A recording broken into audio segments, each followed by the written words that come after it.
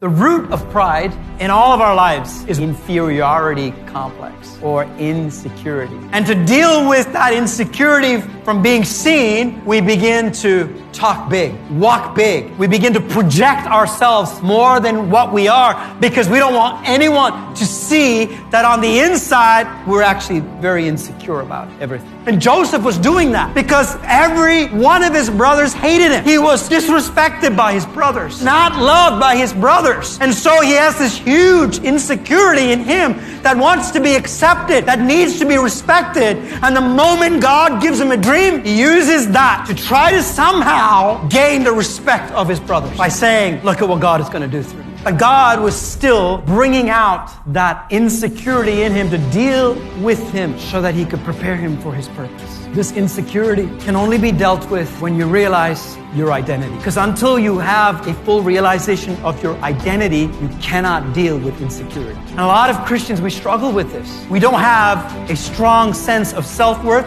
a strong sense of identity, and because of that, we take pride in what we do. And all our sense of identity comes from our external things, but it doesn't come from the inside. So you're always pretending. You're always trying to project yourself. But to walk in a sense of self-worth, it starts with realizing your identity. Take Jesus, for example. Jesus never walked around saying, I'm the Son of God. No. Even when the devil came to him in Matthew chapter 4 and says, if you are the Son of God, Jesus didn't respond and say, come on, devil, I am the Son of God. Can't you see it? No. He says, it is written. Meaning, he never had to prove to others through his external action who he was because he already knew who he was. This is a truth that every child of God needs to grab a hold of, which means our identity is not from what we do, where we work, what we own, what we drive. Those are not the things that define identity. For a child of God, what defines our identity is